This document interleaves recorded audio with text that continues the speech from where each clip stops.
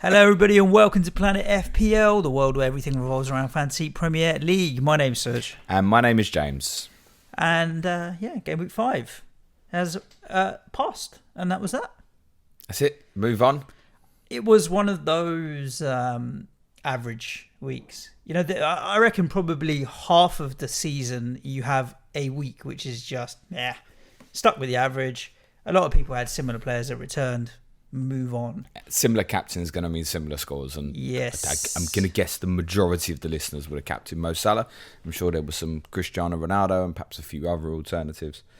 Mainly Ferran Torres, I heard, was a few people, but not many. Yeah, as you are. Perhaps some Trent as well. But the vice captains obviously come into play. So yeah, that Rudiger goal at the end of your game was the biggest game changer for me because I don't own Rudiger. So in terms of my mini league rivals and all of that kind of stuff, that Rudiger goal ended up being a 7 pointer. I was 3, 4, 5 points ahead of a lot of people. They ended up being 2, 3, 4 points ahead of me at the end. He's not heavily owned, Rudiger. No, but in some of my mini leagues he is. Okay. So that Rudiger goal was it. But apart from that, I ended the week on 60 points, which is above average, but not great. But also I'll take it, and ended up being a green arrow of 20,000 spaces, 477,000 from 455. But my first red arrow of the season, it's fine. First red? Yeah, first red arrow of the season. Shows how shit you started, doesn't it? Yeah, well, 1.3 million got up to now 477, but I feel quite comfortable. I had returns from Ben White and Mo Salah, obviously, as captain. Ivan Toney doing bits finally, and Cristiano Ronaldo. So really only 4 returnees. You rolled a transfer, didn't you? I did roll a transfer. Yeah. And quite luckily, and I had Brandon Williams, lovely, coming off the bench for Trent, obviously. So that was a bit of a disappointment. He's got 0, didn't he? Got 0. So I'm going in this week with 2 free transfers and I tipped loads of people to buy him on my deadline stream. Yeah. I was like, all right, fancy them this week. You probably won't get a Norwich positive prediction from me again for a while. For the rest of the season, I would say. Might be a while. So yeah, 60 points is fine. It keeps me there or thereabouts. And going into this week with wildcard still in my pocket and 2 free transfers is giving me a lot of options, actually. I'm almost to the point where I might take a hit this week and make 3 transfers or decide what direction I'm going in now. Because a lot of options and opportunities making themselves available. So you're thinking of pulling it, aren't you? Maybe. It's something we'll talk about in a sec. We'll talk about it in a sec, and I'll tell you my... I would like you to have already done it if you were going to do it. Oh, of course. Yeah. And that's why I'm only 30 to 40% likely. But it's increasing. So next week might be 60, 70% likely. The week after, definitely almost likely. I would have pulled it by then. So interesting to think about. Just to clarify my comment there, when I say if I'd have wanted you to do it, I mean as in this week, i.e. pulled the trigger. Pulled it already on Saturday. Or Friday night this week. Yeah, Friday this week. To get all the price rises Friday night and stuff, correct. Which is... It's always difficult because if you have problems kind of develop and evolve during a weekend that you're not expecting, then obviously fine. I understand that. There's certainly no faults for me to do it. I had a better than expected week in the end, which included something on Friday which basically never happens to me, which was a last minute transfer. Mm-hmm. Since I've been doing the deadline streams, which dates back to the restart period on YouTube, I've never done a transfer during stream ever, but I did on this one with about 15 minutes to go before the deadline because I'd got confirmation that Rafinha was going to play. So on Friday there was these massive rumours going around about Jack Harrison and Rafinha, potential COVID spread in the Leeds camp. I was like, what's going on here? So I stuck with Thursday night. Obviously Ricardo Pereira didn't play for Leicester. And Aaron Lager was messaging me, my Leicester correspondent. He was going, oh yeah, Pereira looked good, warming up down the touchline. I think he might be good to go Sunday, taking the piss out of me. I'm like, nah, I've already decided he's going to go. So I sold him for Kieran Tierney. It left me with Harrison. So I knew that Ayling was coming in for the team for me.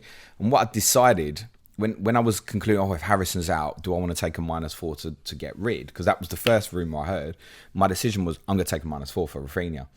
And within about 2 minutes of me making that decision of, that's what I think I will do, it was, Rafinha's very doubtful for tonight as well.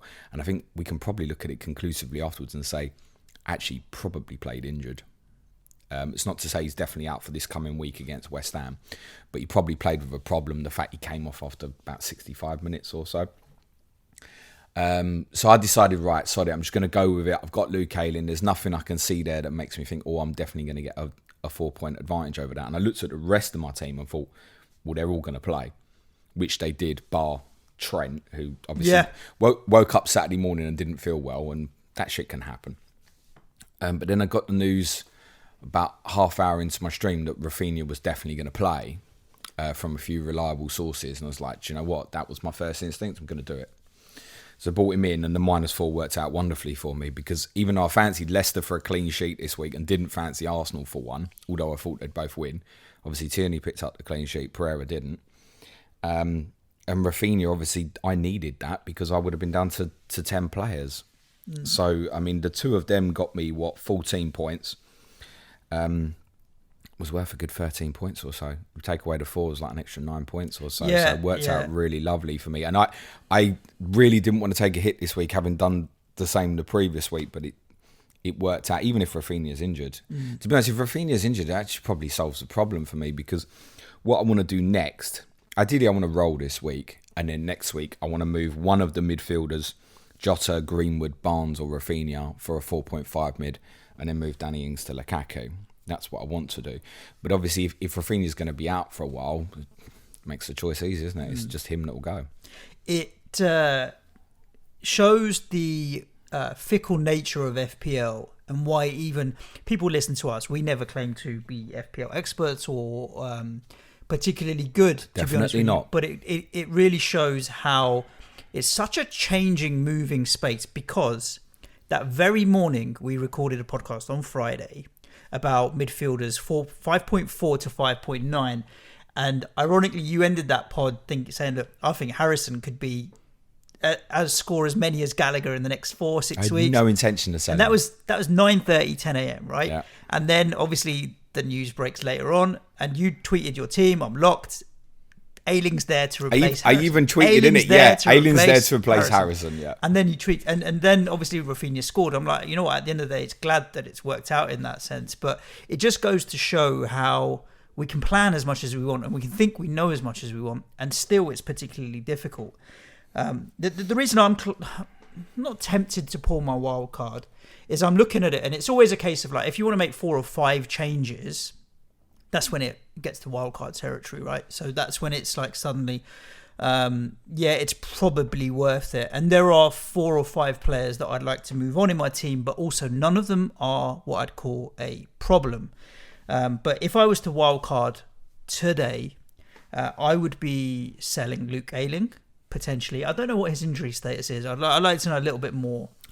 Unconfirmed, but I would say Ayling is probably less likely to play this weekend than Rafinha, just judging on the way the two players left the pitch.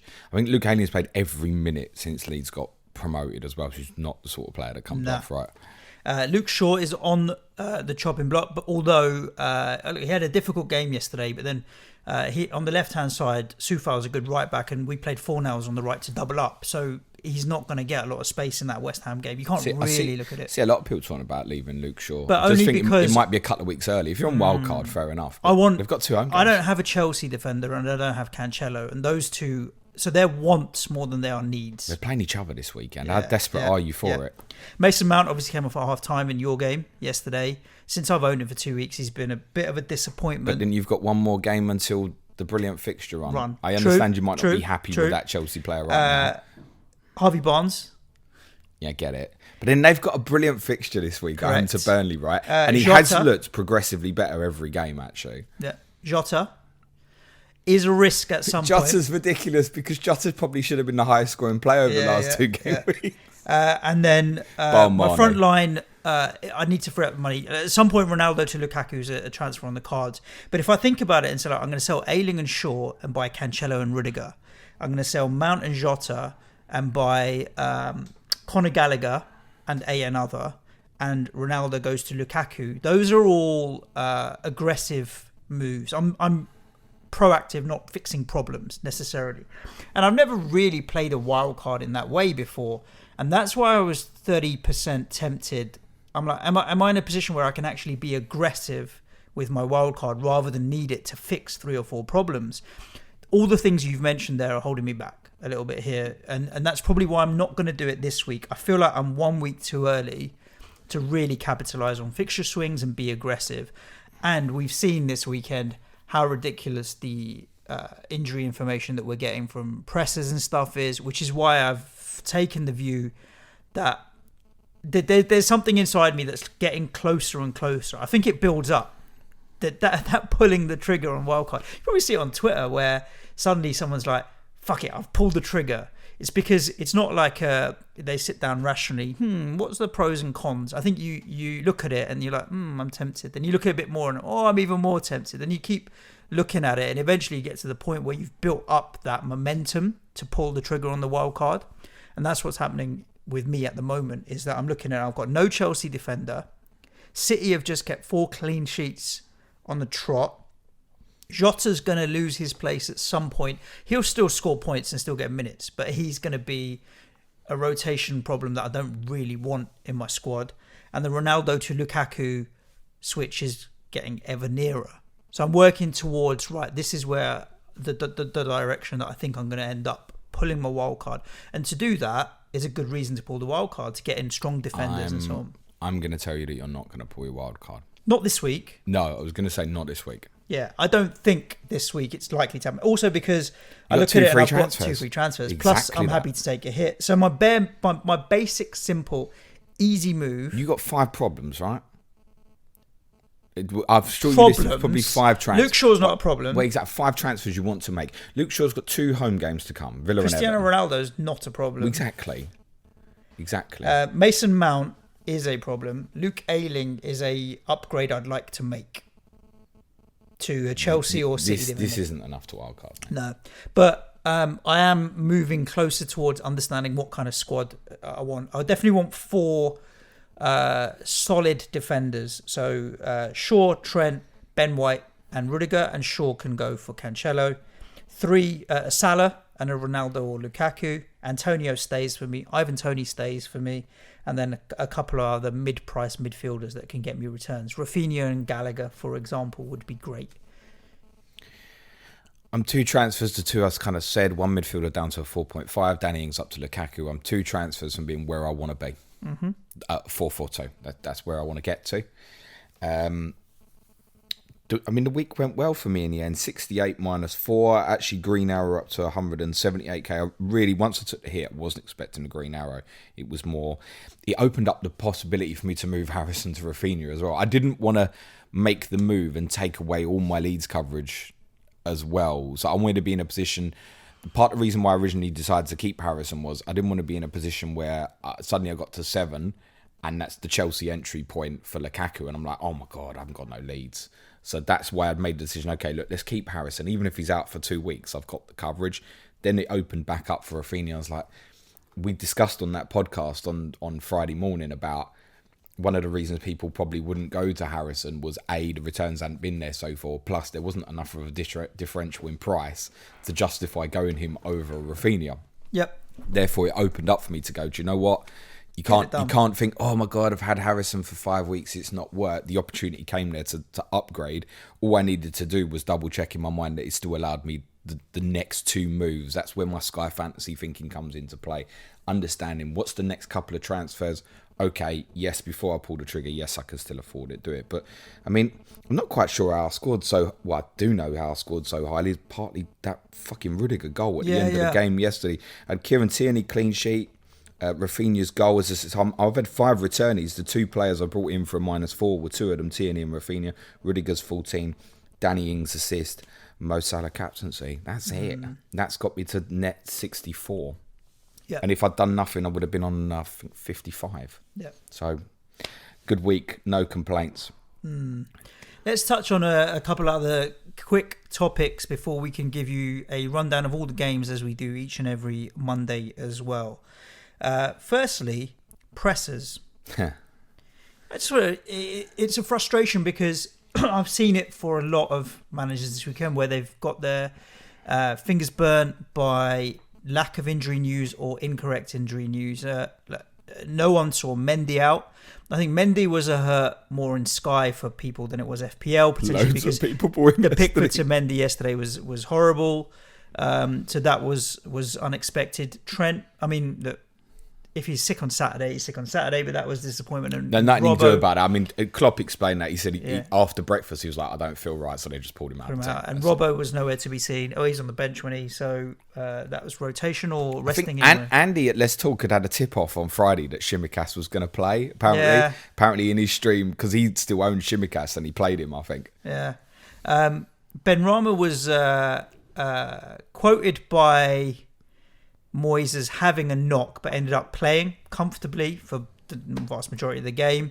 I almost feel like for Moyes, it's the second week in a row where he's got no injuries. So it was like, what can I talk about? Let me just chuck that out there because I've got to say something because I can't keep coming here and saying nothing. And that was a bit of a nonsense. And then Benitez. Well, I stuck up for Benitez last week because it was obviously last Monday night. There was obviously a lot of people even taking -4s going into game week 4 to get Calvert-Lewin in. There was the pictures that went round on Thursday, the obvious photograph of him training, going for a header up with Ben Godfrey, who'd been back fit. Everton had captioned it in terms of Godfrey's fit, and just Calvert-Lewin's there going for a header with him. So you absolutely assume it's definitely a current picture. Calvert-Lewin's been training, and I thought there was a possibility from what Benitez had been saying that Calvert-Lewin may have got injured on the Saturday after or in the morning at around about the deadline, certainly after his Friday press conference, and therefore there was nothing he could say. So I stuck up for him a bit last week. I can't stick up for him this week. No. So clearly he knew that Pickford, Coleman and Richarlison were not going to play at Aston Villa, and it's not really on. I think this will get looked at because it's just. You could say, why do managers have to be honest? It's not a good look for the Premier League. No. The Premier League will be knocking, and they can't enforce it, but they'll be knocking on the door going, look, come on, there's no point in doing this if you're just going to blatantly hide the fact that 3 of your players are injured. I mean, there's certain ones with... what's the point in hiding your goalkeeper's injured anyway? Okay, you can change a goalkeeper. Would it make Villa go, Begovic is in goal instead of Pickford, we're going to put more pressure on the goalkeeper? Play El Ghazi and let him just shoot. It doesn't make any real difference. You could make a case it might have changed Tottenham a little bit strategically yesterday, but I'm sure in the dressing room before the game, they've gone, Kepa's in goal. Like, they know the data like the rest of us. If you're 25 yards from goal and you've got a chance to shoot. Because the fair chances Kepa's saving from long distance shots is a problem.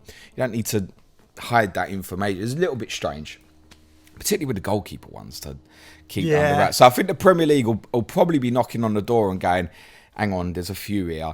The ones that are really awkward, like say in Tottenham's case, I really thought that Son would be available and most of the Tottenham players would be available. In that case, I get it because the official press conference is actually on the Thursday night after the game, so it would have been the case in David Moyes and Brendan Rodgers as well. And obviously, a lot of that's part of their pre-presser for the weekend is the interview straight afterwards. And obviously, the media guys who do the reporting they basically want what was your reaction to the game. And obviously, in Tottenham's case, there was a lot of because Lucas and Bergwijn got injured on Thursday night. What's wrong with Lucas Bergwijn? There wasn't follow-ups to is Heung-min Son available for Sunday. Nobody asked Nuno that question. And it's not to say he probably would have said, we've got some issues, you know what he's like as well. But the wrong questions from an FPL perspective are then getting asked. If there's particular incidents in that Thursday game, it goes in a different direction. And some of these pressers, like the right questions are just not getting asked. So, I mean, I couldn't find on Friday any information on Brentford at all in terms of team news. And there was none to actually give, as it turned out. But Thomas Frank had his press conference at 11 o'clock. At 4 o'clock, I'm looking around for anything news on Brentford. Can't find nothing. Yeah, it's something to bear in mind. I just think I make decisions based on like trying to piece the pieces of the jigsaw together myself a little bit rather than overthinking what managers are saying and be patient. And it does stress the importance of your bench and making sure you do have some cover going forward. And COVID's the one that is still a big problem. as much as it's died down, you just can't see it coming. So well, it just quite literally, if a player gets COVID, he's not going to play. Yeah. That's it. And it's not like it's under control in any way, shape, or form. It's still pretty contagious and out there. So yeah, interesting. And the other one that we should mention, and we will talk more in detail about him on Tottenham for the patrons as well, is obviously sad passing of Greavesy yesterday, 81 years old. And I think transcended football a lot because of his just character, and Satan Greavesy in late 80s. It was just the one that was always funny. It was an entertaining show, and he had a great character. And obviously Spurs was his main club where he played the majority of his game, so really important for you. But he did play for Chelsea on the same day, so how fitting that where he started and where he played were playing each other, and we were playing on the same day as well.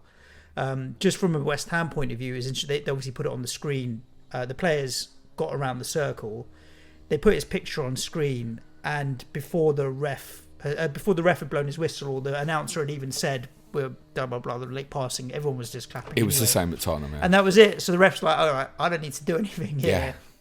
Clapped for a minute, he blew his whistle, and that was it. And I think it just goes to show, like, people didn't need to be told. That was it. He was one that was bigger than a club allegiance, and he transcended football quite well. So sad to see that he passed away as well. The greatest goal scorer in English top flight history. Fact. As a goals per game ratio? No, just goals scored. Okay. No one scored more than him in England's top flight, ever. You go back to Dixie Dean days in the 1920s and stuff. Doesn't matter. Jimmy Greaves got more. Wow. In England's top flight. Says it all. Got about 100 more top flight goals than Alan Shearer. Who's 400 and who's obviously right? The Premier League. I think the statistic I saw yesterday as well was only in Europe's top 5 leagues, only Ronaldo and Messi scored more. And he only scored about 9 goals for AC Milan, right? During a very short spell there. He only played about 11, 12 times for AC Milan. Still about 0.75 goal ratio, by the way. His goal ratio was phenomenal. Mm-hmm. My dad would stand firm and say he was as good as any of them, including those 2 modern day greats. Wasn't anything he couldn't do. Everything was composure. You hear the ex-pros saying all the time, everything was finesse. He didn't power it. I saw a comment from Jim for a few years ago last night where he said he had to get a curved TV because he always used to curl the ball into the corner, very rarely finished with power. He used to glide across these pitches that were often mud heaps and stuff. Arguably the most gracious centre forward in the history of football. And obviously, from my perspective, Tottenham Hotspur was my club's greatest ever goal scorer. Yeah. I was properly upset yesterday morning, mainly for my dad, because I knew he would. And obviously, I saw him and I was like, "Oh, we're both gonna fucking cry. It's obvious." And he said, "Nah, I've done my crying. I'm fine." I was like, "You poor bastard, man. It's horrible." Yeah. Unfortunately, people pass on, and Jim years old is a good age. Jim had not been well for 5 plus 6 years. And I'm kind of glad he's at peace now, and he's somewhere better. He can go and play football and take the piss out of people again. Incredible. No one's got a bad word to say. No. 100%. And something else, obviously, that kind of came out is kind of revolutionised a little bit the beginning of almost this. Saying that Greavesy, in the 90s or late 80s and early 90s was kind of the first, I wouldn't call it analysis of stuff, but kind of football preview show that was on the TV. It was laid back. It was fun. Everybody watched it. You didn't have the 12:30 games that used to be on before the 3 o'clock. So the interesting thing for me when I watched it, because I was still young and I wasn't in a football family, is I didn't know Greavesy as a player, but he was still Greavesy. So he still had that character. For me, it was like, okay, had I known that he was one of the greatest ever, as well as from a football point of view, it had an even more understanding resonance. But yeah, sad that he passed, and obviously, we'll share some more memories in Tottenham when we've got a bit more time to talk about it, because obviously your dad got to see him so often as well. But yeah, nice to see how he was remembered everywhere this weekend or yesterday. Given there'll be more to come. England said they're going to do stuff next month as well. Of course, good. Should we talk about some of these games? Yeah, let's do that, mate. Indeed, and we'll wrap up. If anybody's waiting for the Tottenham and West Ham, ironically and conveniently, they were the last 2, kind of sort of. Ours was at the same time as Can't Brighton. wait. But it was a drama of all dramas. So yeah, we'll get to those slowly and surely. And we've got some great questions that have been given to us on Twitter as well. So we'll get through the games with as much conciseness, if that's such a way of saying it, as we possibly can. Friday night football, Newcastle 1, Leeds 1. I didn't get to watch this game. Oh, you missed out, mate. It was great. I did hear it was kind of quite end to end. Talk to me here. There's two things. Because I didn't watch it live. I recorded it and was about an hour and a half behind everyone else, phone off, all that stuff. Only Friday night, you have to watch that fucking shit. I was like, babes, we don't miss Leeds. It's just a rule. We don't miss Leeds United. The second quarter of the first half, the second half of the first half, so the second quarter of the game was unbelievable. Basketball. They just didn't stop for 20, 25 minutes because Leeds dominated the start of the game and it looked like we were going to rip Newcastle apart. But the problem was obviously Leeds defensively is makeshift, right? With Luke Ayling does a good job for him when he plays at centre back. You've got Dallas at right back. You pulled him out of midfield. Firpo's new at left back. Cooper, I actually thought played really well. I'm not a big fan of him. I thought he went under the radar and had a great game for Leeds actually. But you know they give you chances, right? Yeah. So once Newcastle were like, well, we're going to get battered here. Let's get it into St. Maximin and start running at them. And that was it. It was like, get it to St. Maximin, run. Get it to Rafinha, run. It was just joyful to watch. And the game kind of died out a little bit once Rafinha went off. And actually then it looked like St. Maximin might go on and win the game for Newcastle. I mean, probably fair result in the end. But yeah, it was joy to watch. You cannot miss. If Leeds are on the telly, don't miss it. It doesn't matter who they're playing. I just watch them. This is so much fun.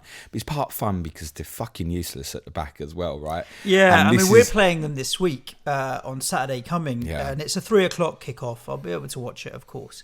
I'm always fearful with Leeds because they can go toe-to-toe and beat anyone on their day. Yes, absolutely.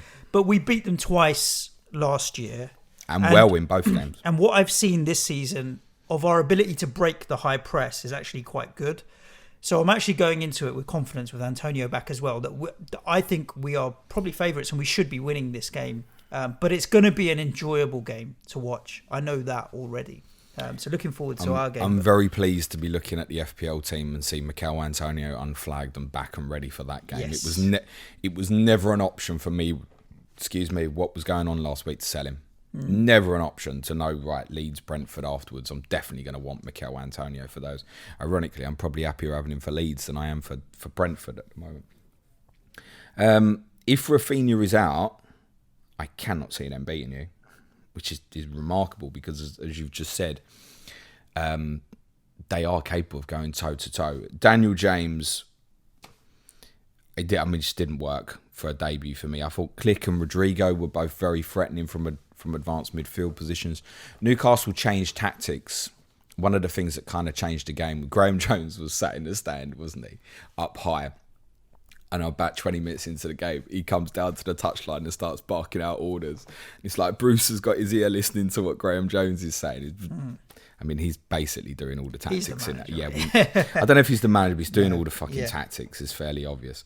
So one of the things I'd been saying to the patrons on Friday was, look, I think they'll put Hayden back in midfield because they'll need that to be competitive against Leeds. And for whatever reason, it took Newcastle 20, 25 minutes to work that out. And then the game got a bit better for them from there. So they switched to a back four mid-game. Whether that will stick, I don't know. I know a few people gambled on St. Maximin. Well done. And you absolutely could have had more than what you got as well, actually. Watford, Wolves, Tottenham, Palace is the next four. 3 of them are away. There might be a little bit more returns in there. And I think he might be one that people are, particularly those on wildcard, might be considering him at the moment. Because there's a lot kind of short of the value at kind of a Bamford and a little bit below. St. Maximin comes under. He's like 6.6 now, isn't he? Where him and Tony are the only kind of two there. Or you're coming down, Southampton are going to have a real nice swing of fixtures very shortly. But in that 6.5 area, you're kind of Tony St. Maximin, aren't you? And Tony's fixtures really stiffen. So for those who don't have the money in the bank and are thinking, do you know what? I know Tony did well at the weekend, but it's rough fixtures now. Starts with Liverpool this weekend. You don't have the money. Where do you go? And you look down, you go, St. Maximin's got Watford away next. That's all right. Wolves didn't look too clever at the weekend. Tottenham definitely don't look clever. Palace away. Next 4 are okay. And actually, if you look longer term, Newcastle's, after they played Chelsea in game week 10, their 3 home games in 12, 14 and 15 are Brentford at home, Norwich at home and Burnley at home, which is a very good run, actually. FPL Football will be joining me ahead of their game week 9 fixture at Crystal Palace for Clash of the Correspondents, and that's a really good run for them between game week 9 and 15. Those have gone St. Maximin will be holding for a little bit, I think. I tell you what, he's an enjoyable player to own. That's what Sarr always says to us. Until he's injured. But yeah, I get it. I do get it. He probably will at some stage. Tony really is a funny one. Let's move on to talk about Wolves Brentford. Tony, obviously, up before this weekend was 1 goal in 4. And the way I looked at it, I considered moving him on. And Adam Armstrong was the one I'd go to because save a bit of money and use it elsewhere and what have you. I just looked at it and I was like, what if he'd scored 2? And then it was 2 in 4. And then there's a goal every other game. I'd be fine with that. And now he's got a goal and an assist, and that's 3 returns in 5. And that's 24 points I think he's got in total. It's like the 24 points in total over 5 games, just under 5 average from a 6.3 striker, and suddenly he's fine. And the way I looked at it was at 6.3, I'm losing value. So this difficult run of fixtures, what do? Well, I'm in a position where I don't mind benching him and having him as first sub. So I would not bench him. I get it. So, but that's my. If I was to keep him and I had 11 players with better fixtures, am I fine with him first sub? And the likelihood is with what we've seen, he may come on. So that's why I'm not making the move to downgrade Tony at the moment. This Wolves 0 Brentford 2 game, I get it. Wolves did have a lot of chances and they did create and Traore. Wolves wouldn't have scored if they played till Christmas. No, mate. but they did create chances. And Traore, we did an interesting thing on the quiz last week, which covered the first 4 weeks. You're talking about his dribbles. He extended that even more, right? But I think I'm not drinking the Wolves Kool-Aid. I think they're going to finish bottom 5 this season. Yeah, I think they're going to finish. I don't say they're going to go down. But look, how many points do they have, James, from their first 5 games? 3? They have 3, yeah. It's not good enough. They haven't scored in 4 of the first 5 games. How many have Leeds got? Listen, we talked about Brighton 2, I think, or last 3. season. Yeah, I'm not drinking Leeds Kool-Aid either, mate. Those 2 clubs are ones that people will say, you know that whole phrase, they'll be all right. We talked about Brighton last season as creating so many chances and never getting the point. And they were down there for 3/4 of the season. Did Brighton go down? They didn't. I never said they'd go down. I said bottom 5. Nah, I can't which see is that. different. And I'm not drinking the Wolves Kool-Aid. I'm sorry. Look, people can have their opinions. They can have their opinions. I don't think they're going to go down. But I don't think they're going to be particularly good this season. And this whole thing about how many chances they're creating. But they didn't at the weekend. No, but up until now, it's been, someone's going to get... Look, we had a Twitter question come in. Last week, they should have beat Watford 4-5, easy. We had a Twitter... But did they? No. No. So, I don't know. I'm just not buying into it yet. Now, they can prove me wrong with actual results and actual output, but at the moment, I'm not seeing it. And Brentford... So do you remember something else? Do you remember something else in that quiz? With their lives. The stat on Brentford in that quiz? Ask me again. Second best expected goals conceded prior to this weekend. Okay. I don't suppose that's changed. No. So let's treat them a little bit seriously and give them some credit. Yeah, and Brentford, we talked, a question that we'd had, it might have been on the Patreon Q&A, was which 3 teams are going to go down, and Watford and we said probably still the 3 that came up. I'm not buying that with Brentford now. I think Brentford actually are equipped to possibly maybe stay up. So with all that summarised, my opinion, Wolves, they're going to tick along. No interest whatsoever. Brentford, Tony stays. And that's that. Brentford, what are they on? 8 points now? Yeah. Brilliant Same start. as us. Brilliant start. Same as us. But the next 4 are Liverpool at home, West Ham away, Chelsea at home, Leicester at home. Now, because there's 3 home games in there, probably, even though they're against, I guess, top 6 teams, Leicester you might argue against at the moment. If they lose all 4 of them games, which I think if we look at it isolated, each single one, Liverpool at home, West Ham away, Chelsea at home, Leicester at home, what we expecting right now, I think honestly we're looking at that and going 1 point. Probably against Leicester. Mm-hmm. If they lose all 4, suddenly they're 8 points from 9 games. And once you're below 1 point per game, you're in danger. So this might quickly, the narrative around Brentford might very, very quickly change. I think from an FPL perspective, obviously people in debate about Tony. Now, here's my experience of how this probably works with FPL, generally speaking. He's just put in a 12-pointer, I believe, Suj. And he was outstanding. He was man of the match comfortably for me, by the way, in the fixture. Oh, it was outstanding. And he looks very good. If he'd have blanked on the weekend, everybody would be selling. Now, because he's had the return, I don't know.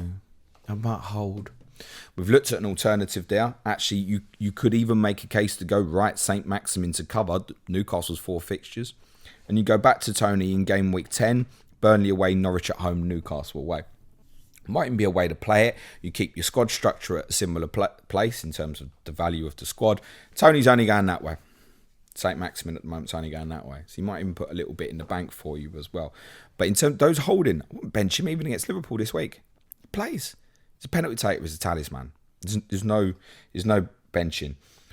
Mbuemo or Mbumo or however anybody wants to pronounce him this week, very good again. Could have got more than the 1 goal. And he's not a buy now because of Brentford's fixtures. But he's definitely one to keep an eye on. At the moment, they're not going to change that system. And I think Thomas Frank was right. This was their best performance of the season. I'm going to, for our advanced tier patrons on Thursday, I'm going to have a closer look at what they're doing tactically. Shandon Baptiste had me swearing at the TV on Saturday lunchtime. Like, honestly, it made me lose my mind. And I didn't even give a fuck about what was going on. It made me lose my mind. Idiot. You dumb mudder. Like, honestly, what was he thinking? Yeah. I had to teach my son a new word yesterday. Moron. I called someone a moron. And he's only 7. That's so like 1980s or something. He said to me, Dad, what's a moron? Here you go. Shannon Baptiste. He's never heard it. Oh, the irony of he'd got booked, which it probably was a booking because his studs were showing, was a little bit harsh. You're 2-0 up. He's about to get substituted. We can say he may not have known that. But even more reason, just let your man run inside his own half. You're 2-0 up and you're going to risk your teammates putting them in that precarious situation, which the only real effort they had was Traore's cross for Jimenez's header. And Brentford defended absolutely brilliantly after the red card. And Buemo obviously hit the bar late on as well. They were excellent. We need to keep an eye on them, but it's not a buy now because of the 4 fixtures. But I think by the time we get to the end, as we go into game week 10, then we've got a real... We'll have seen them play half the teams then. We'd have seen them play the best teams, the middle teams, the shit teams. We'd have seen a little bit of everything from Brentford. And I think we can make a real judgment case for them. I reckon Tony will be very, very popular come game week 10. Very popular. And I don't blame anybody who holds on to him at the moment. He's talisman. He will continue to be, I'm certain of that. Wolves, just to kind of argue against your point and a few notable things. They were bad at the weekend, but it's worth saying that Brentford had higher XG against Wolves than the other 4 teams who played them previously combined. I realise there's a penalty in there, but even still, it's quite close. Marcel had a bit of a nightmare. After I bought him in Sky, not that that's a different show, but yeah. Plenty of people would have bought him in FPL, and I can understand why, obviously, following the return the week before. He's wrestling on Tony, which he was first warned for, came back to obviously bite. Tony, by the way, has never missed a penalty for Brentford, 100% conversion rate. I think the scary bit is, for those who've gone in on Wolves players, that they could now move to the back 4. That might come as early as the Carabao Cup tie with Tottenham on Wednesday. And I don't think Marcel's secure anyway after that particular performance. No one's suggesting you should move him on. You should keep at the moment. But I think you should be aware that this could become a problem quite quickly with Ryan Aït-Nouri waiting in the wings. For Nelson Semedo owners, there's no concern. But a little bit like what we've stressed previously is, or as said on Black Box, all fart, no poo. It's a little bit what Nelson Semedo feels like he could be actually at the moment. Feels a little bit like Wolves could be, mate. Raul Jimenez, the discarding of the headband that many of you would have seen very late in the game was a little bit concerning because he can't do that. He's got to play with it. Right. And Bruno Lage said after the game that it is bothering him. Right. So that's that. We've spoken about. Does he have to play with it forever? I don't know. Okay. He's obviously suffered a horrendous injury. Yeah. And to be honest, the way he leapt for that header that I mentioned earlier towards the end of the game was promising. Like he could have scored in that moment, and it might be that's what Bradley Parker keeps saying. Just needs that one goal that's going to turn it. I think where you're at with Wolves right now is you've got what you've got, keep what you've got. There's at least 2 more good fixtures.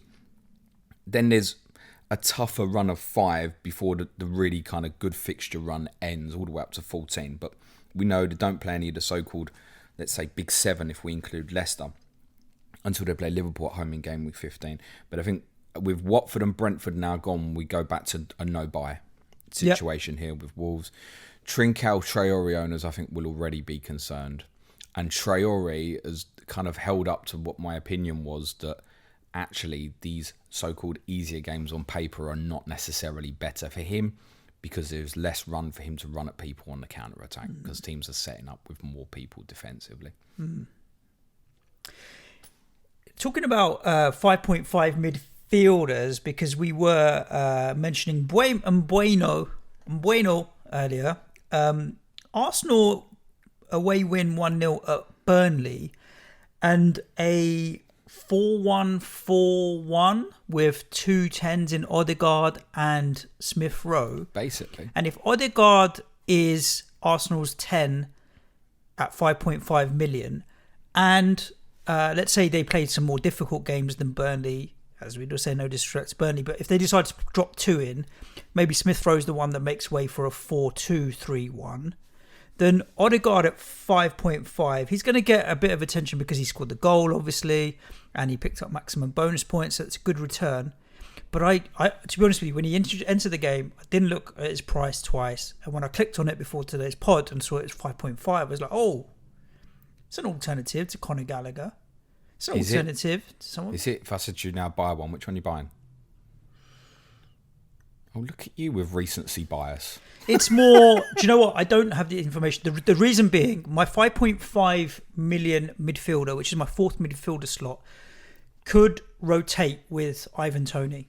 And I could play a 4-3-3 or a 4-4-2. So the question then is, and also I've got defensive, like Luke Ayling is another one that it could rotate with in a 3-4-3 or a 4-4-2. I don't know the fixture rotation between Arsenal and Leeds, or Arsenal and Brentford, or Crystal Palace and Leeds, Crystal Palace. So I can't answer that, but I don't think it's a bad price. That's what I'm saying. Please don't leave Toney out in any fixture. Okay. I mean it. Please don't.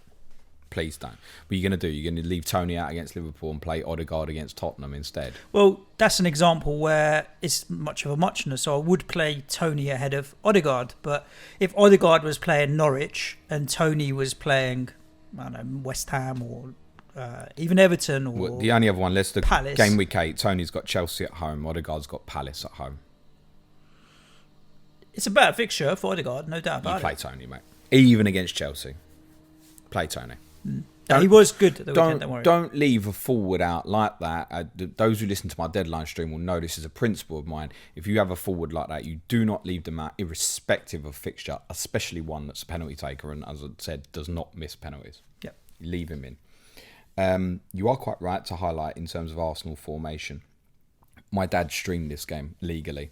Go and get him if you want. So I relied on him for a little bit of information on this, but of course his Tottenham bias took over and he told me that Arsenal were a bit lucky.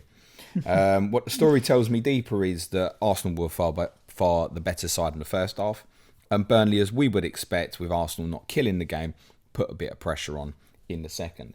Depending on who you listen to, Ben White was either magnificent or had a nightmare. It really is split opinion on him. It seems to have gone neither one way or the other. There's no middle ground. There's he made some errors. It was either he was brilliant or he was shit. He was obviously at fault for the back pass, which led to the penalty, which was cancelled by VAR, which I think was the correct call. I spoke about this last week on one of the shows we did about, for Arsenal at the moment, what they've got to do is play high up the pitch.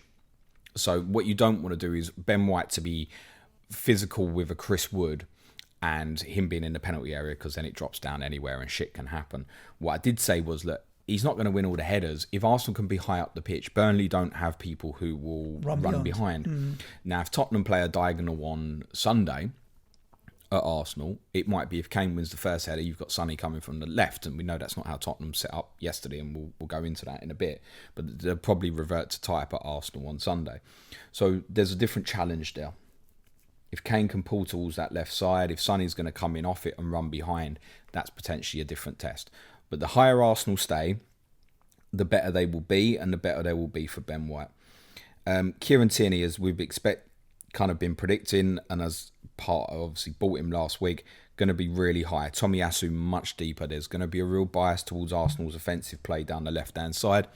I would say to you, Tottenham have got a weakness defensively down the right-hand side, but I just think Tottenham have got weaknesses defensively, full stop.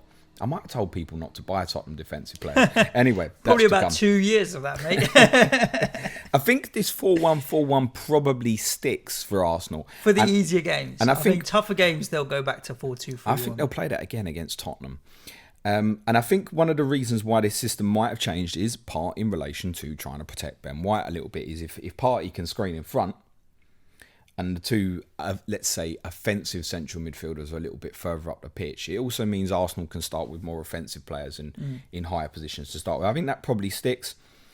Pepe was getting a lot of shouts on my deadline stream, and I kept saying, I'm not convinced he'll even play, to be honest. But actually, in this system, which allows Smith Rowe and Odegaard both to play central, he probably stays in. Should it change, like what you're saying, they bring in, say, Lokonga to play against Tottenham, because I think Xhaka will still be suspended, won't he? So that's the other point. It might be something that only sticks for one game, i.e. the Tottenham game. And then when Xhaka's fit, having just signed a new contract, he's not going to come back in the team, or they're not going to play Thomas Partey. So I think it probably is a short term, maybe. You might be right. It's just one more game possibly against Tottenham at the weekend. And then it might be that it goes back to a 4-2-3-1. But the right thing for Arsenal to do is, if they were to win convincingly in the derby on Sunday, stick with it. Good fixtures to come afterwards. Brighton, Palace. That system, they'll probably have some problems against Brighton. But otherwise, Palace, Villa, even Leicester, Watford, decent. Yep. I think Arsenal players should have our attention. I feel like I've bought the best Arsenal prospect at the moment in Kieran Tierney. Aubameyang is a no. Saka, Odegaard, Smith Rowe, Pepe I wouldn't go near. But the others, depending on your fancy, they're just not for me at the moment from a fantasy perspective. No. Burnley, also an avoid. I mean, 1 point from 5. Difficult start. I mean, they've had Liverpool and Everton and Arsenal and Leeds in the last one. They're difficult. They're not easy games. If you don't turn up, you can easily get turned over in all of those fixtures. By the time we get to Chelsea in game week 11, they need to be at what we talked about earlier, 1 point a game minimum. So that will mean taking another 9 points from the next 5.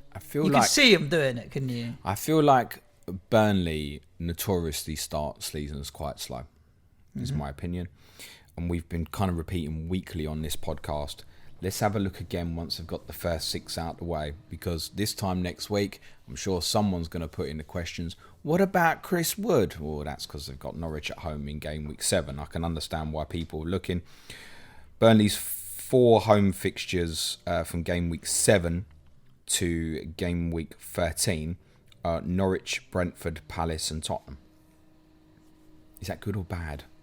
Palace might be better than we thought originally. Brentford look better than we thought originally.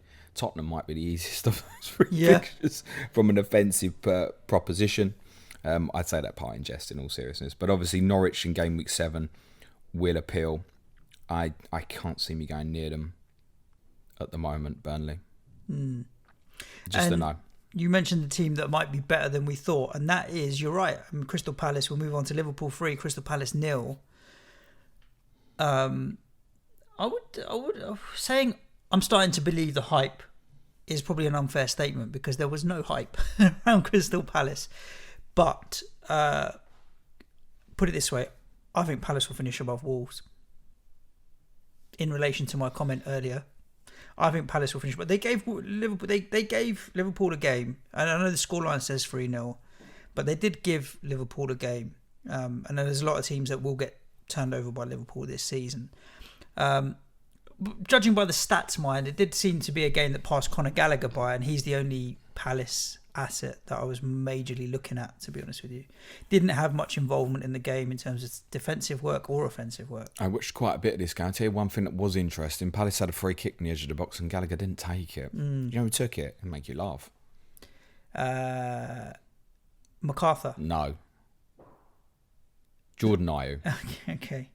But he's not going to stay in the team. Well, exactly. I don't think he's going to stay in the team. There is part of that, so don't look too much into that. And I think we can expect possibly as early as Monday Michael Elise possibly to come into that team, another substitute appearance in this game. And as soon as Odds on Edouard come on, he looked like he's going to get into positions and score. One touch, I think we tried to control it in the box. I just thought, just hit it on the half volley, mate, because the control had to be so precise to bring it under his spell. Palace had a really good little spell at 1-0. You could feel the tension around Anfield that they were a little bit worried. And part of that might have been because of personnel for Liverpool, right? No Robertson, no Alexander-Arnold, Konate making his full league debut. I think that's part where the nerves came from. We'd be very disappointed from a Palace perspective that Liverpool's 3 goals basically all came from corners, right? That's if they outplay you and beat you, accept that. You don't want to be losing like that. Salah's given MacArthur the slip on the first goal.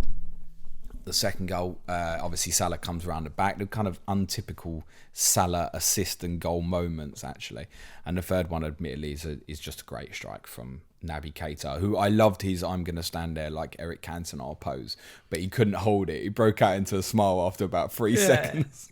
I did a goal. Really, really great strike.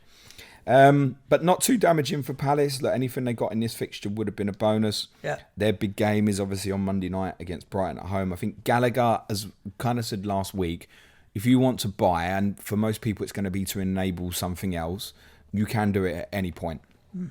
Because he's going to be on some of the set pieces, etc. Yeah. I think Edouard and Elise are 2 players really to keep an eye on ahead of the Gameweek 9 fixture at home to Newcastle. And Palace's defensive numbers are showing up okay at the moment. I think Tyreek Mitchell is another one that potentially should be on a watch list. For Liverpool, what do we do with Jota, Suj? Hold until it becomes a problem, right? He's still starting. He's still in amongst it. He could easily have returned at the weekend. For now, it's a hold. And he's gone up in value at the moment, right? Roberto Firmino, training. Fine. Deal with it when it's a problem. Like, we've got a couple of weeks away from this fixture swing for a few other teams. So I'm holding for now. I don't think it's a problem yet. And he can return in the last 20 minutes of games. We've seen it time and time again. Yep. I'm holding for now. Yeah, I was definitely hold this week with Brentford away, which again, for the umpteenth time, it obviously looks a more difficult fixture this week now.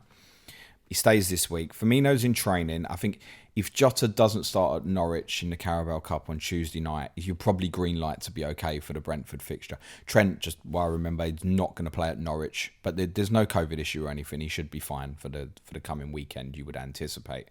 Although predicting how long someone's sickness might last is difficult. Was he on the toilet for 2 days, 4 days? We don't know, do we? We just know that he's not well. But I guess he'll be okay for the weekend. Jota's hold now. I think they've got Porto in the Champions League, I want to say next Tuesday. Sounds they played right. Wednesday last time, so and then Tuesday they've obviously got Manchester City at home in game week 7. And I think in Klopp's mind, Firmino's still the first choice, isn't he? The front three, I think, if Liverpool are Champions League final tomorrow, I don't think Jota starts. Yep. That's my opinion. So I think you're probably looking at minutes for Firmino in some form at the weekend. Remember, it's not impossible. Mane or Salah could get rested. And then Firmino to probably come back in for Porto to be ready for Manchester City, because they'll probably have it tactically in mind to get Firmino around Rodri, assuming Rodri plays that particular fixture. And Firmino's one of the best in the business, obviously, as a defensive forward. So it could be that he's the one that goes for me in 7, but I'd have no thought to sell him this week unless he was injured. Yep.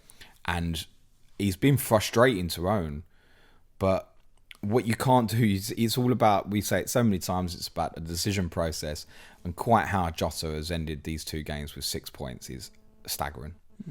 The miss, if you haven't seen it, I take it you've seen the miss. Yeah. He scores that 99 times out of 100.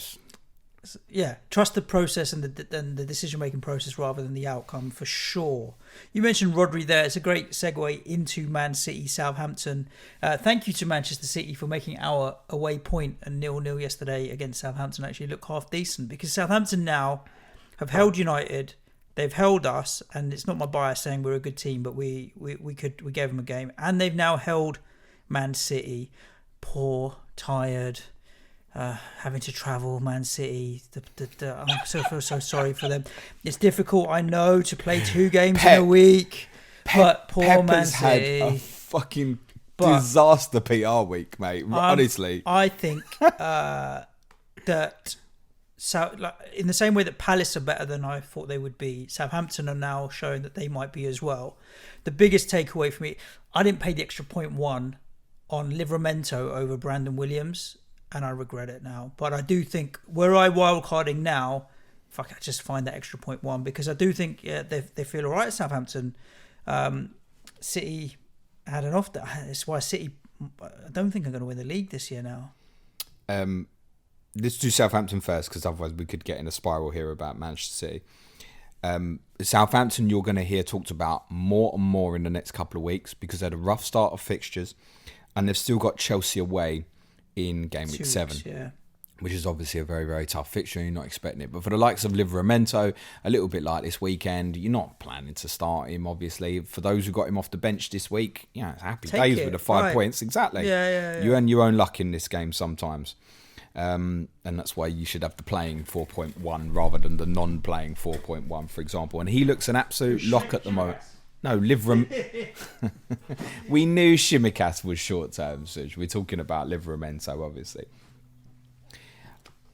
Their run of fixtures from 8 to 12 is absolutely brilliant.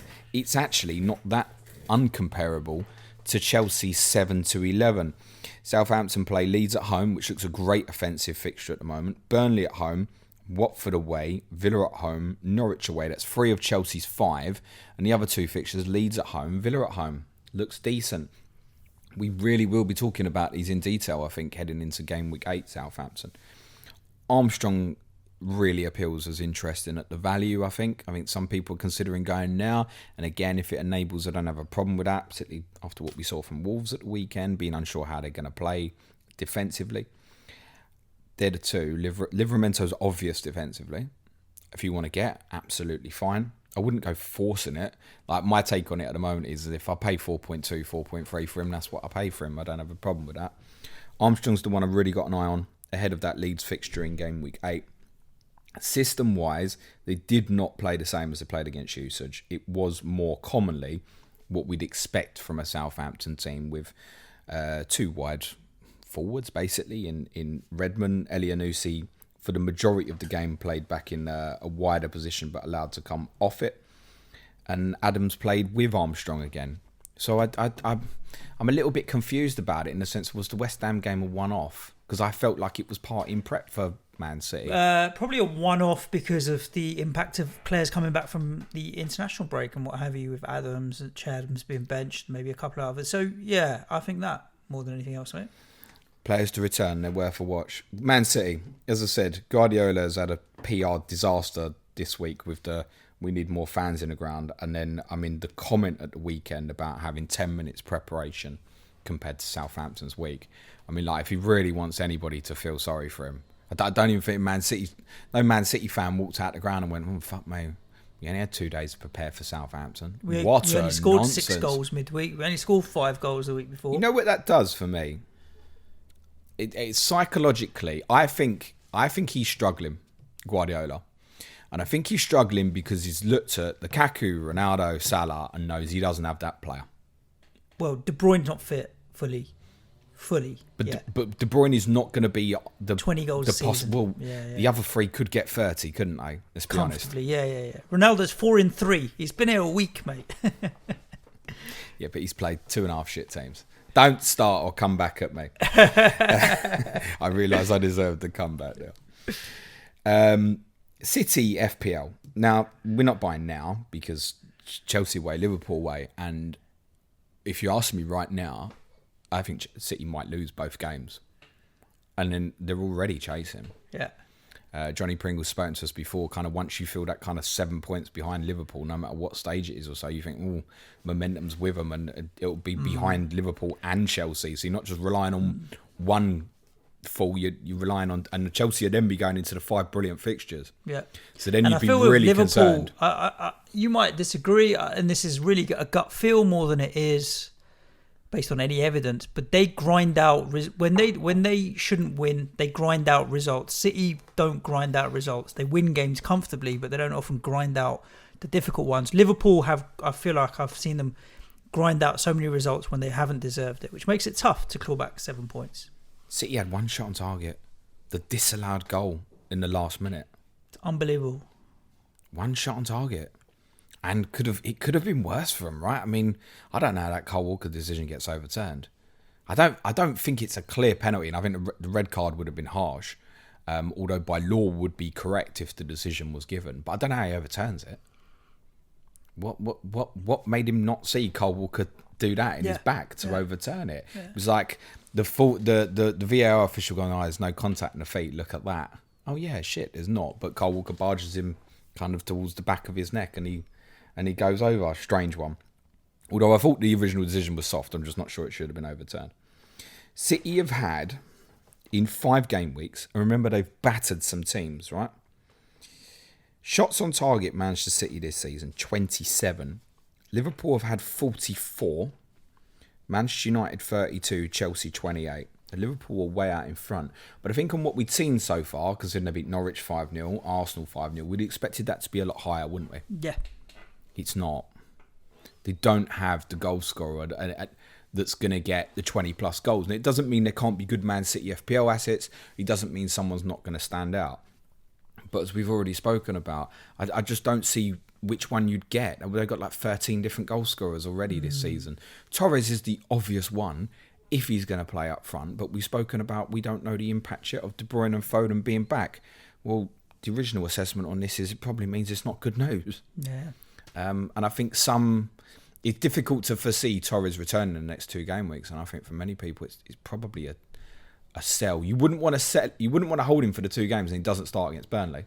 Yeah, and that's what you'd be expecting and hope. Oh, I'm holding him because he's going to play against Burnley. The fixtures aren't good enough at the moment for me to be holding through the Manchester City players. Yeah, and I as I've said, I can see me going the whole season without having an offensive City player, but I might yet buy one in Gameweek 8, depending on what I see. Once De Bruyne and Foden are integrated into this team, I want a defensive City player for Game Week 8, which I would favour having Cancelo, personally. Yeah. Norwich 1, Watford 3. We need to speed it up if we're going to not make this a 2-day podcast. All right, okay, let's make it a 2-day podcast. I've really fancied Norwich because Watford really got taken apart by Wolves, but then Watford just did to Norwich what Wolves did to Watford. Exactly. It's a funny one, isn't it? Because Watford started the season so well on the opening day, then we hadn't seen anything from them. Well, we didn't really know how to assess Norwich either, did we? Because they had 4 difficult fixtures, and obviously losing 1-0 at Arsenal and 2-1 at home to Leicester are not disgraceful results for anyone that's a bottom half team, and someone that obviously we know is definitely going to be fighting near the bottom. That result was so conclusive at the weekend, though, it's alarming. Yeah. Because I think most of us are probably looking at it now and going, Norwich, Watford might be the 2 weakest teams in this league. So for Watford to go to Norwich and win very, very comfortably, everybody's going to be thinking, target Watford. Well, we'll talk about target Norwich. Sorry. We'll talk about Everton in a second because there might not be anything to particularly target with. The B team might be like that. James Rodriguez might even start. Certainly alarming for Norwich, who made more changes again. Matthias Norman came in, has played the holding midfield role. He does release Billy Gilmore a little bit in the midfield area.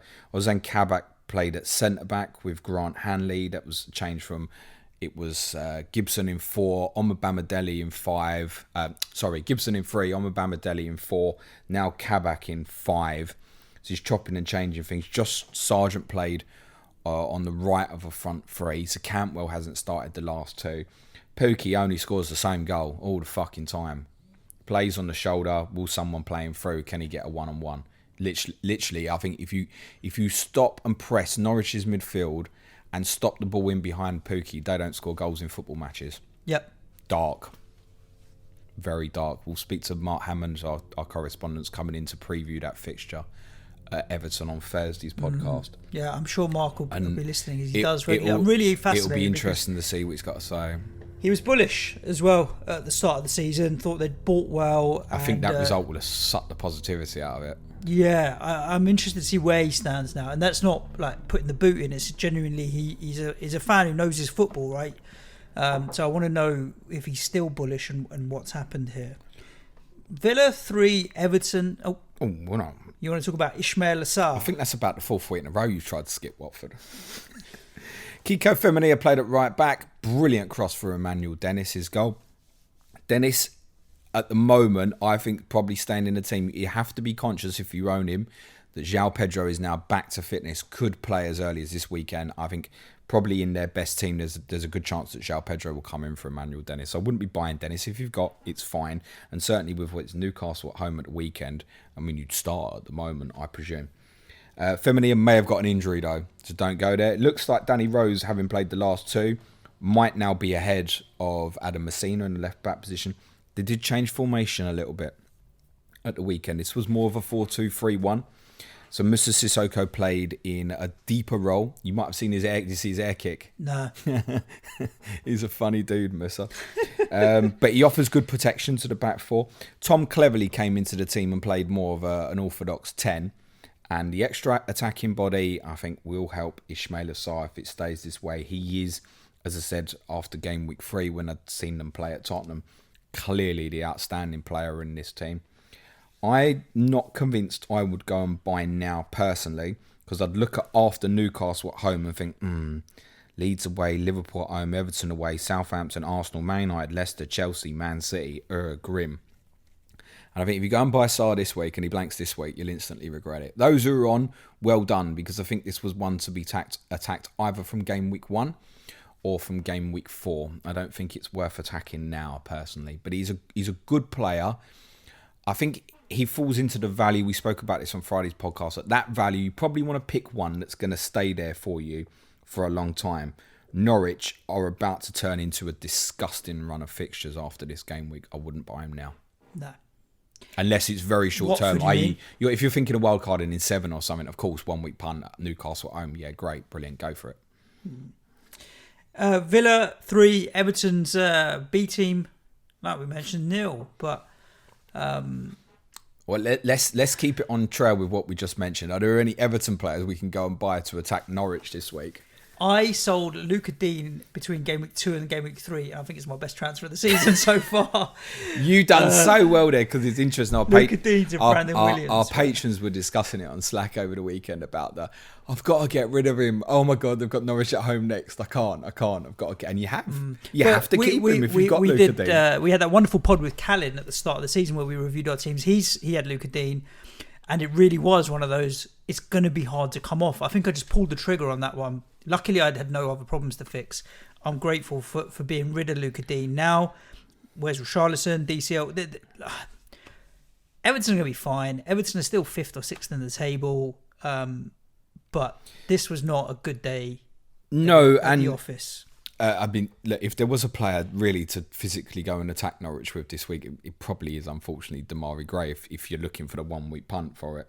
But we'll get Sean's opinion on COTC, see what he thinks as well. The scoreline, obviously, is nowhere near, was much worse than what happened. I think, actually, for Everton, the first half was not great. There were many similarities to the fixture they had themselves with Burnley last week, where first half was poor, it was a bit bitty.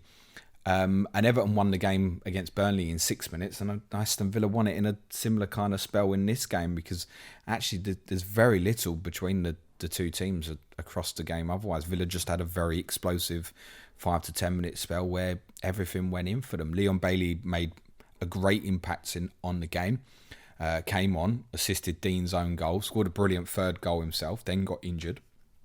He's a very talented player, Bailey. He's one we need to keep an eye on. Villa, rough run of fixtures. United, Tottenham, Arsenal, all away, 3 of the next 4. You say what you like about Tottenham and Arsenal, they're not easy fixtures, so we're not buying Villa players. We could possibly look again on the other side. I think Danny Ings is probably going to end up staying for me this week, because I'm not convinced it's worth the -4 to get rid when United keep conceding the odd goal here and there. So he probably stays, but it'll be the last week. I'll sell him before he comes to Tottenham and destroys us, no doubt. But that's what I need to do to get Lukaku into the team for me. They played a back three again, Villa. Everton did not. I thought they might both stay with it. Everton didn't. Villa did. Axel Tuanzebe is a name to keep an eye on just because he's cheaper than all the other ones defensively. And obviously Villa do have an expensive goalkeeper in Emi Martinez, who returned, 8-pointer, does what he does. Tuanzebe one to keep an eye on, but this isn't a conversation for now. I mean, it was a big win for Villa because of the tough run of fixtures to come. For Everton, it's probably going to be a struggle for the next few weeks. With no Richarlison, no Calvert-Lewin. That's grim, isn't it? Yeah. And presumably Benitez is not going to bring James Rodriguez into the conversation, I'm guessing, at the moment. It's just not. Yeah. Solomon Rondon, 1 week punt? No. Agreed. Brighton 2, Leicester 1. Champions League for Brighton. Here we go. They're in the top 4. Do you know what? Genuinely, it's nice to see Brighton, that the results are matching all the on-field stuff and so on and so on. I listened to a snippet of the Gary Neville podcast where he was talking about how Dan Ashworth had gone from the FA to Brighton, and they're a well-run club, do things the right way, organised and so on and so on. Do you know what? And it just goes to show, like, if you are sensible in the way you manage your football club, they're very well run. You can do good things. I think I saw our Brighton correspondent FPL Seagull tweet the other day that when they had an away game, Tony Bloom was in amongst the away fans. Yes. The other week as well. So I like seeing it. Leicester, on the other hand, are falling into the same bracket as Wolves and Leeds for me at the moment, of lots of farting and no pooing. They've struggled with injuries. I get that, especially at the back, and things are not quite right. But I don't know. What are your thoughts? What was working so well at the back end of last season with Iheanacho and Vardy up top as a pair, and Barnes is completely off the ball. They've moved away from that. Barnes is off the ball. Boyle even. You'll get there. Boyle even. You'll get there. What's happening here with Leicester? And do we pile into Brighton? I think it's very concerning that a team who's had a fixture against Norwich City in their opening 5 has had fewer shots than the 19 other teams in the league. Leicester have had the least shots. Serious? Yep. Then he had one on target against us. Only 2 teams have had less shots on target than Leicester in the first 2 games. Those are Crystal Palace and Brentford. So when you consider that sort of thing, Norwich have had the same amount of shots on target as Leicester so far this season. And let's be a little bit fair to Norwich here. They have had a horrendous start of fixtures, those opening 4 fixtures. So there is something not quite right with Leicester, which we've been saying. Aaron Lagle said it on Clash of the Correspondents last week as well. He said something's not quite right at the moment.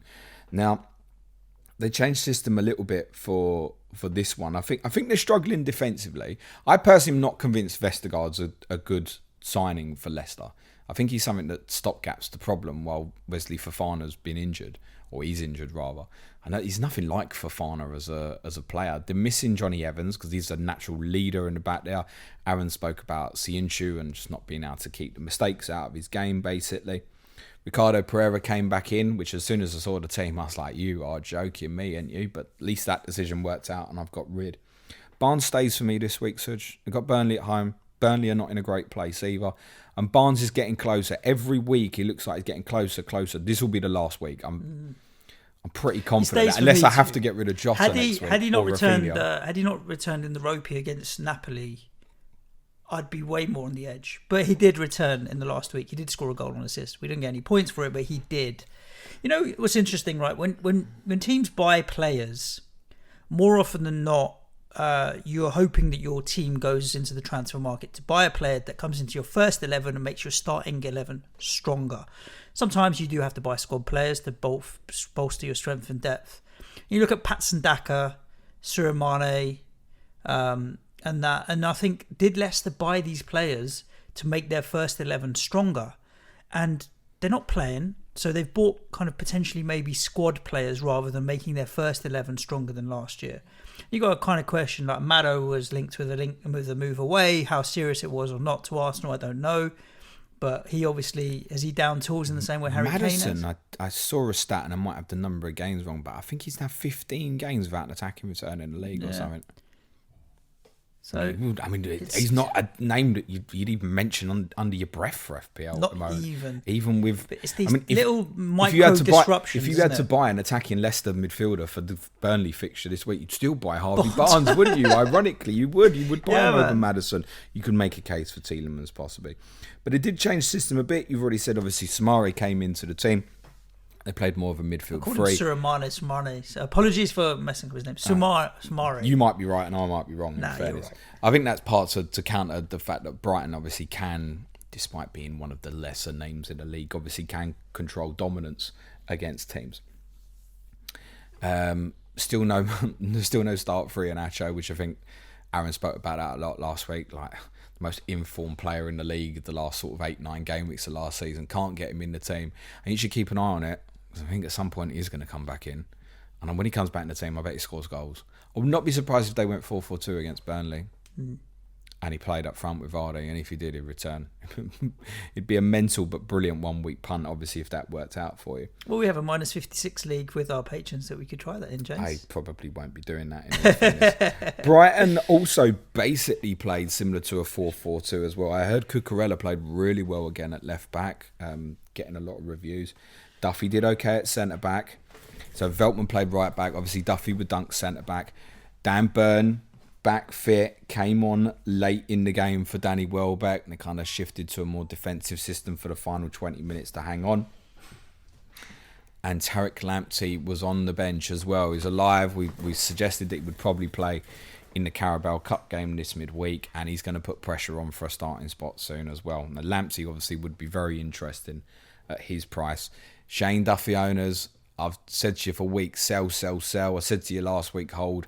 This week you need to hold your nerve again, but you need to be on constant lookout with this one. There's definitely going to be people out there with like Duffy, Livramento and Brandon Williams and Ben White, and they've really gone super cheap defensively and are really relying on Duffy and Brighton to give them some points. In truth, Leicester were a bit unfortunate not to take something out of this game with the 2 disallowed goals. One of them definitely correctly.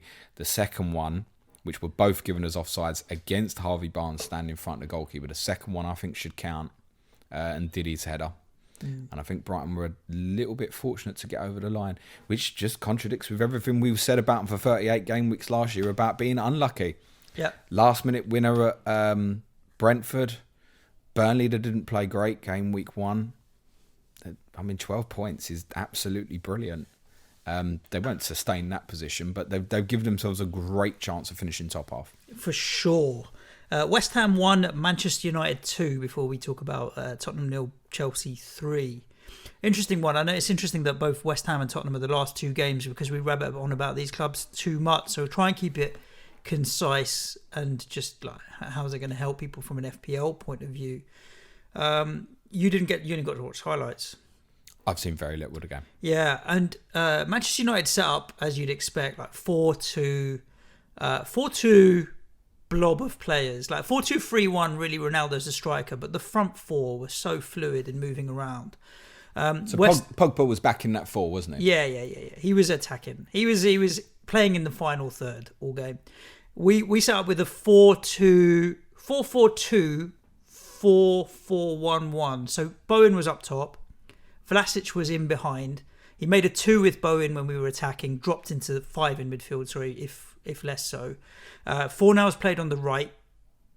He quite often is on the left. That was mainly to counter or fill the space that Bowen had left. Well, yeah, obviously and Bowen counter Luke Shaw, and Ronaldo was drifting out to United's left. Yeah, more I'm not surprised that he to did double that. up with Soufal. Benrahma on the left, and then obviously Vlasic in the middle in front of Souček and Rice.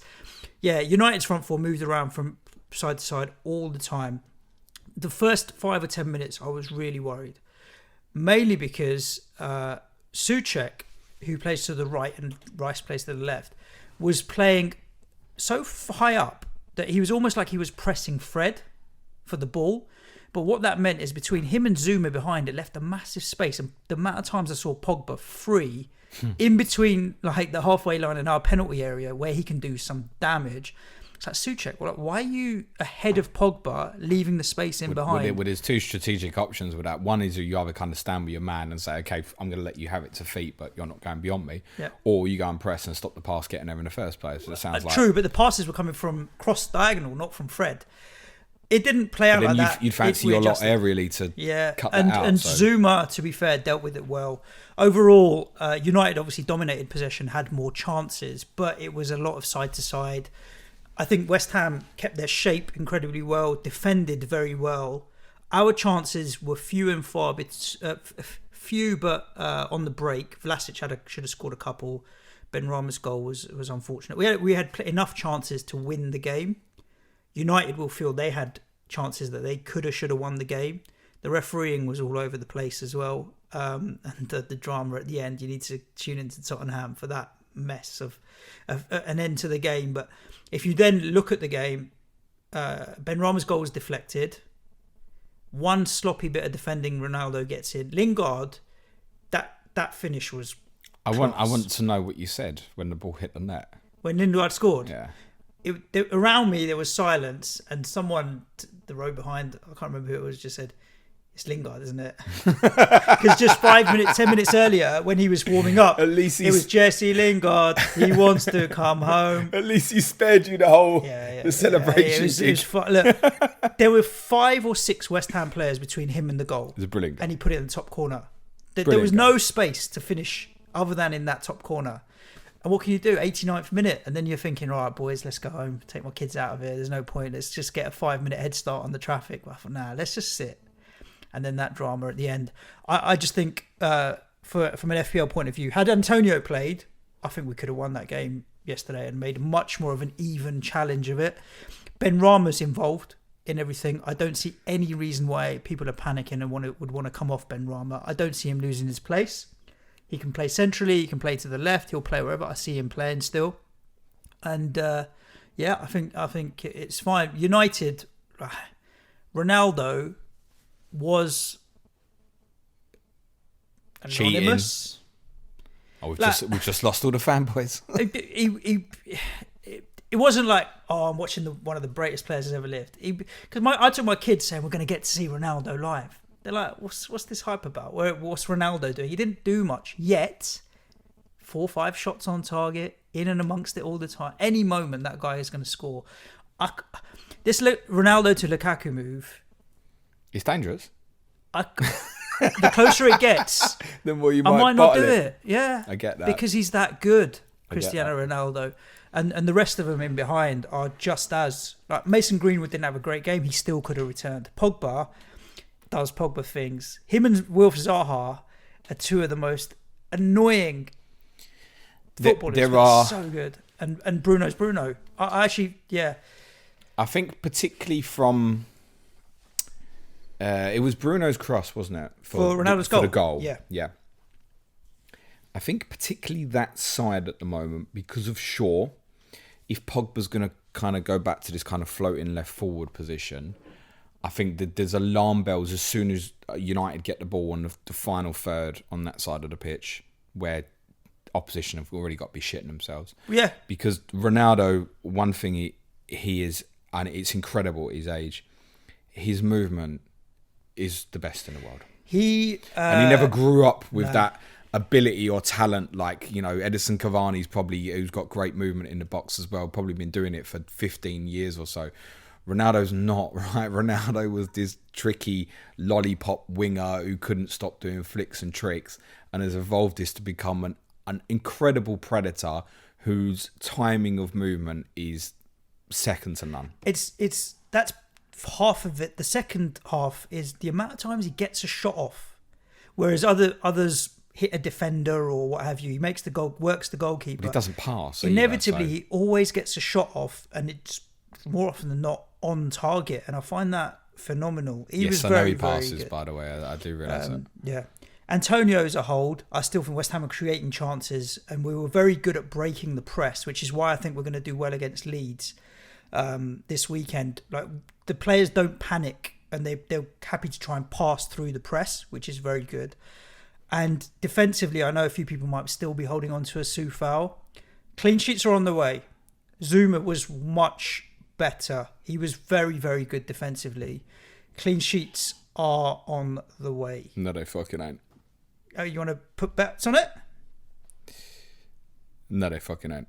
You want to put bets on it? Yeah, Forfeit bet. I will absolutely put a bet on it. I ain't buying. Okay, I ain't buying a West Ham defensive player. Leeds, Brentford, Everton, Tottenham, Villa. 5 games. How many clean sheets? In that run for you? Yeah. 2. I'm going to go 3. So if it's 3 or more, you can pick my forfeit, or we'll let the listeners do it. But, 2 or less. I wouldn't be surprised if that's 1 or none. Nah, I think there's clean sheets ahead. I Right. genuinely So do. which West Ham defender are you buying? I'm not. So you think They're not worth the money. You think 3 clean sheets in 5? Of course, but that's like 6 million worth of defender. No. Because I'm going to be buying would you buy Creswell or Rudiger? I'd buy Soufal. No, I'd buy Rudiger. That's the thing. I'd buy Christensen over Soufal at the same price, mate, and take it. But at least you know Soufal's going to play every week, and Soufal's got the added of potential attacking returns. I will let you pull out the stats on Soufal's attacking output, and don't get me wrong, eye test will tell you. I don't have any in front of me. No, in the future, the eye test will tell you he's going to get attacking returns. I don't know if it's true, but listen, there are clean sheets on the way for West Ham. Well, I think based on what you said, you should buy Vladimir Soufal. Someone that we say these things and we then don't forget. So someone needs to remind us in 5 weeks that we talked about this and what it's going to be. It was one we did last week. It was like, we'll check it in 5 weeks. I can't remember. Someone what it was. needs to be the guardian of the bets. Spurs 0, Chelsea 3. FPL bus team who tweets out our the predictions from our Patreon pod. You got to be the man who lists every dumb thing that comes out of our mouths. We're going to check this in 4 or 5 weeks. My advice is don't buy a West Ham defender, by the way. I feel before we talk Spurs, I feel this is an appropriate moment to discuss the C word, captain, for game week 6. Who are you intending to go with at the moment? I've set my bus team up, so let's have a little look. All right, while Suj is wasting time. Mo Salah. You'll be on Mo Salah at Brentford.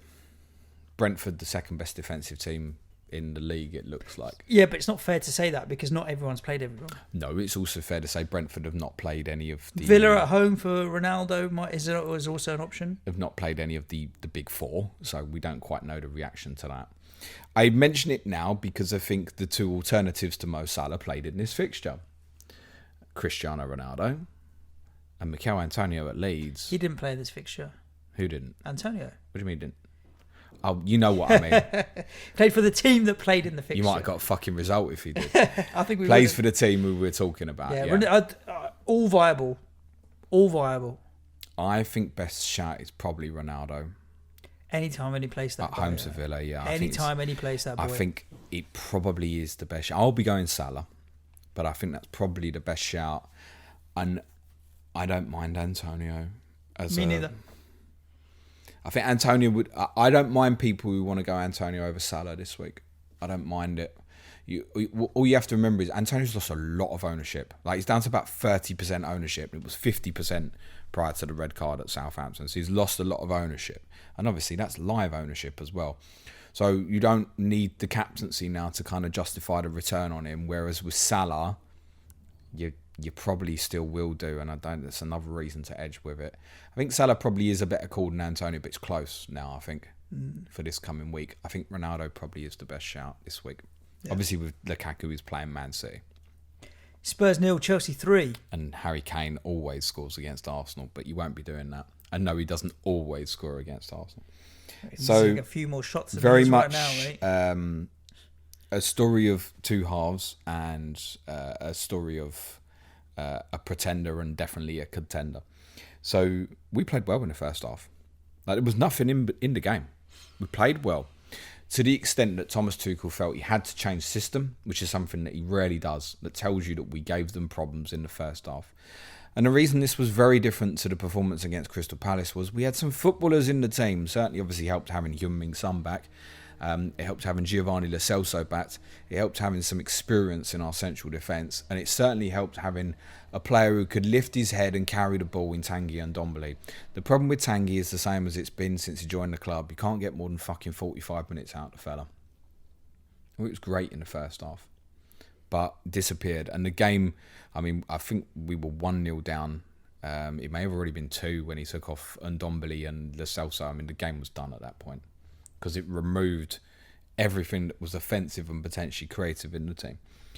Tottenham, and particularly Harry Kane, did something I haven't seen since Andre Villas-Boas was Tottenham manager, and that was Harry Kane playing on the left of a front three. Heung-min Son played as a central striker. Harry Kane and Giovanni Lo Celso played in more withdrawn positions. Andre Villas-Boas. He was fucking... Mr. Gravel voice. Stick him and Mourinho in a fucking room together and give them some fucking flaming chili sauce. I don't think we'll see that again.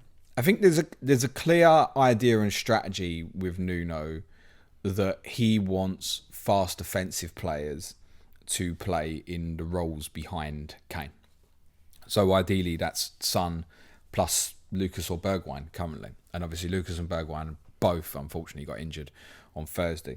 So I didn't mind that this was tried. A lot of the analysis, and I haven't seen the Sky analysis of the game, so I think Gary Neville was on commentary, wasn't he? So I'm pretty sure Gary Neville was intelligent enough to pick out that Kane played a very different position in the game yesterday, and it's probably not going to become a regular thing. So if you're looking at touch maps and going, oh my God, Harry Kane had the ball on the left touch, just ignore it. It's just a one-off, one-game thing.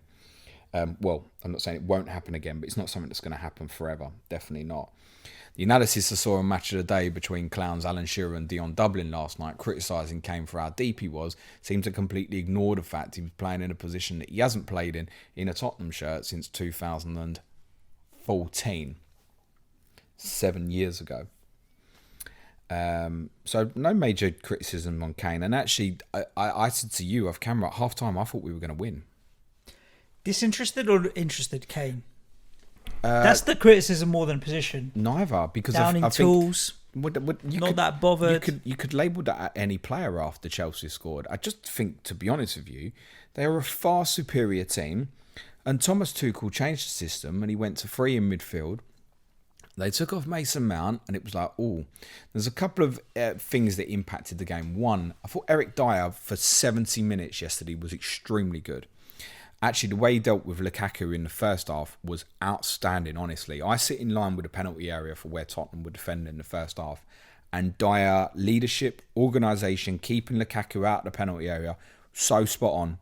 Honestly, defended him so well. Then later in the game, it became more of a challenge because suddenly Havertz was obviously up alongside Lukaku from a starting spot, and it got even worse for Tottenham once the secondary pace option of Timo Werner was put there again. And we may see more of that when Chelsea want to counter-attack later in games as the season goes on, I think. But the big change was obviously bringing Kante on into the middle of the pitch. Now, that's a cheat code in itself. Because if you go from 2 to midfield and bring Kante on, you haven't gone from 2 to 3. You've gone from 2 to fucking 4, haven't you? He's a joke. He's unbelievable on N'Golo Kante.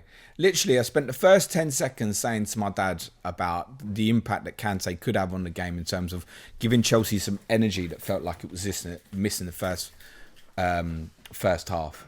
So the first 2 minutes, the first thing he did was win the ball twice. It's like, oh my God, this guy is a cheat code. He's unbelievable. To go with all the quality they've got, Chelsea now, this authoritative confidence they have, N'Golo Kante, it's still different level. What's interesting is, and I don't think he had the best first half yesterday, but it was much better in the second once it opened up for them. Kovacic doesn't deserve to be dropped from that team at the moment. And Jorginho pulls it together lovely for them, particularly when they have domination of the ball. So I don't know if we might see that 3 in midfield again, possibly against City, where they're going to accept they might have problems in that midfield area, might be a concern. I wouldn't be shocked if Chelsea started with Lukaku and Werner up front against City. I think it's a possibility, and possible that neither Havertz or Mount play. I would be surprised, but if that's the team that got dropped, I would understand it was a clear tactical idea from Tuchel to do Manchester City over on the counter-attack with that pace. And what it does is, because I think people have worked out already from the Chelsea-Arsenal game, if you can keep Lukaku as far away from goal as possible and just don't let him turn and run at you, essentially you're limiting the player. It sounds straightforward. It's not easy to do when Lukaku wants to back into you all game and stuff.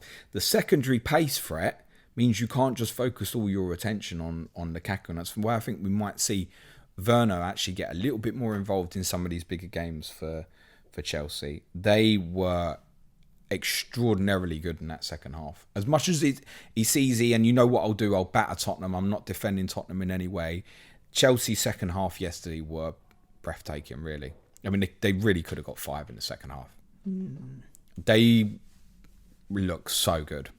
And to think we've got, when you look at that team and you go, right, there's no Chilwell, no Reece James, they've got Kansé on the second half, they've been luxury of Mount left out in the second half, Ziyech didn't get on the pitch, you've got Christian Pulisic to come back, give them different options as well. Yeah, they're an animal that will take some stopping. I think they'll beat City this weekend. Interesting. James, do you want to, because this is already getting on a bit long, we started this podcast as 30 minutes, became an hour, 90 minutes, we're already into injury time on 90 minutes, so we may as well turn this into a fucking 2-hour pod. But give everybody a rundown of the content for the rest of the week, and then I've got hand-selected 3 questions that we're going to answer from the Twitter Q&A, and then maybe we'll get to the unanswered questions, but you do that for the advanced tiers and patrons anyway. By the way, you still sitting there with a Tottenham defender. Anyway.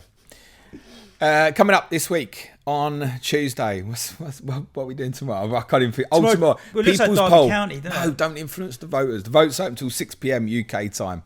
We're either doing Derby. Yeah, it looks like we're doing a pod on Derby County entering the administration. Nottingham Forest and sacking of Chris Hughton, and some problems going on there. Forest 4 points from their first 8 games. Or Hearts, who have become the UK's biggest fan-owned football club. Are your 2 other options in the poll? Hearts is something we would definitely revisit at some point if it doesn't win the vote, probably on Patreon. You know, if you want to support our content, that's where you go. Wednesday, Sky Fantasy Football Podcast. Thursday's Clash of Correspondents, Everton versus Norwich with Spirit Blues, FPL Badger. I'll be streaming on Fridays, possibly going to be a bit earlier than normal. I'll communicate versus via social media channels. Saturday deadline stream, 10 a.m. UK time. Our Patreon pods for intermediate tiers and above this week are Q&A. It's already gone out this afternoon for the patrons. Tomorrow, a pod on hypnotherapy. Yep. Because Suj is apparently a professional hypnotist. Qualified, but not professional. All right, qualified hypnotist. And I don't know if he's going to hypnotise me during this podcast. I'm a little bit scared. Wednesday is... What's on Wednesday, Suj, on Patreon? Oh, Tottenham.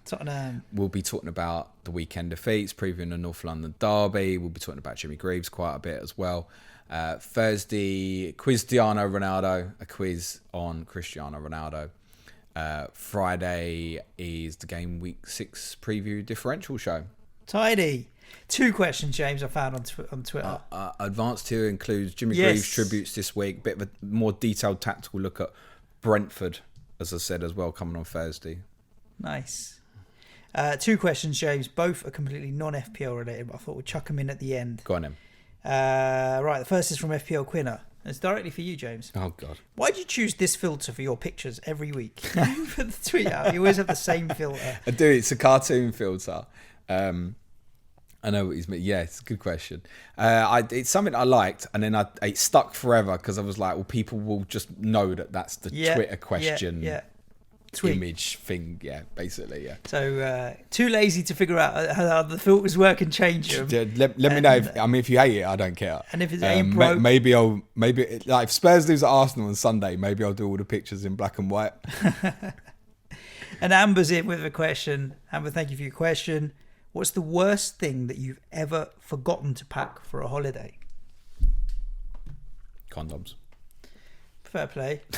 Yes, is that why we have Harry? No, definitely because that's not a mistake. That was because I got drunk in this country. Oh dear.